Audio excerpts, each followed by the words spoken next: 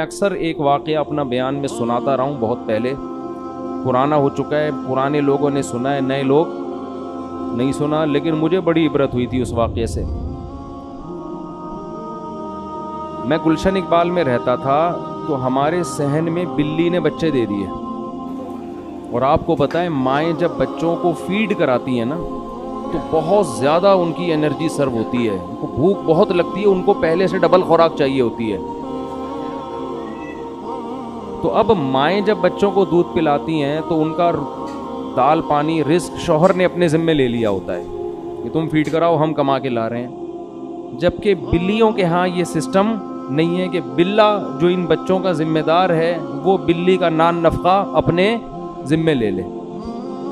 बिल्लों के यहाँ ऐसा सेटअप बोलो भाई नहीं, ठीक है ना, तभी तो वो बिल्ले हैं, इंसान ना होते वरना। तो बिल्ली ने बच्चे दिए। अब बिल्ली जब बच्चे देती है तो उसको बहुत हिफाजत करनी पड़ती है अपने बच्चों की। शुरू में तो बहुत ज़्यादा दाएं बाएं नहीं जा सकती वो। अब वो रिस्क की तलाश में ज़्यादा दूर निकलेगी तो उसको डर होता है मेरे बच्चों को बिल्ला ना खा जाए या कोई और ना पकड़ ले। तो अब उसकी खुराक की ज़रूरत हो गई डबल, और जॉब के लिए उसके पास टाइम हो गया कम। उल्टा काम हो गया ना, दोनों तरफ से टेंशन। लेकिन अब बच्चों को उसने फीड करानी है, खुराक डबल चाहिए, टाइम है ही नहीं उसके पास खुराक लेने के लिए।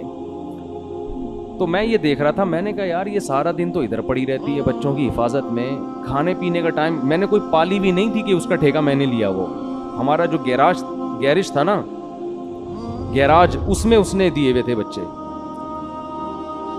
तो खैर मेरे जहन में आया हम खिला देंगे, लेकिन उस वक्त तक ऐसा कोई सेटअप था नहीं जहन में कि बिल्ली को पाल लो, थोड़ा डाल दो, वो तो फिर कंबल हो जाती है, वो तो आपको पता है ना, बच्चों समेत बैठ जाएगी वहीं ठिया लगा के।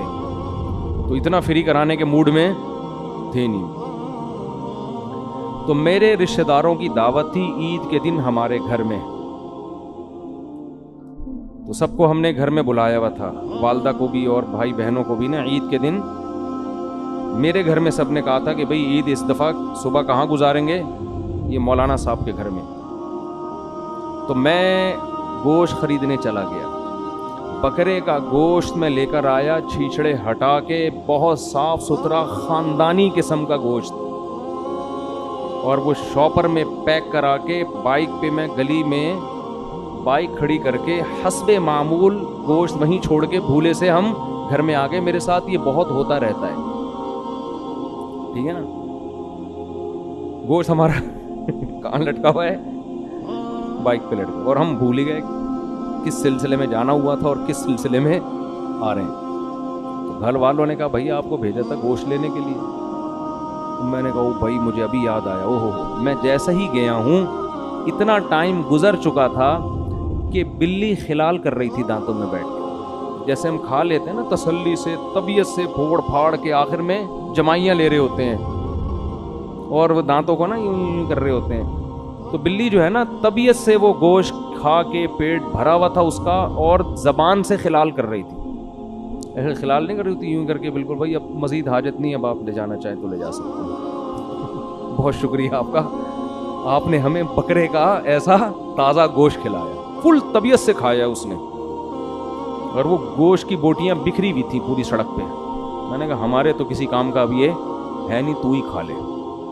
जैसे एक आदमी जंगल में गया ना क़ज़ाए हाजत के लिए, तो कहीं खाई में गया है, देखा वहाँ शेर बैठा हुआ था, कहता है अब तू ही कर ले, हमारी तो वैसे ही निकल गई है, हमें अब करने की ज़रूरत नहीं, अब तू ही कर ले।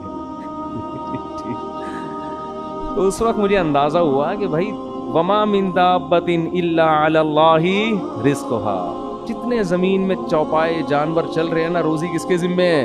अल्लाह के ज़िम्मे। अल्लाह इसको यही पहुंचा रहा है कि तू बच्चों की केयर कर। अभी ईद आ रही है, मुफ्ती साहब तेरे लिए बकरे का गोश्त खरीद के तुझे खिलाएंगे।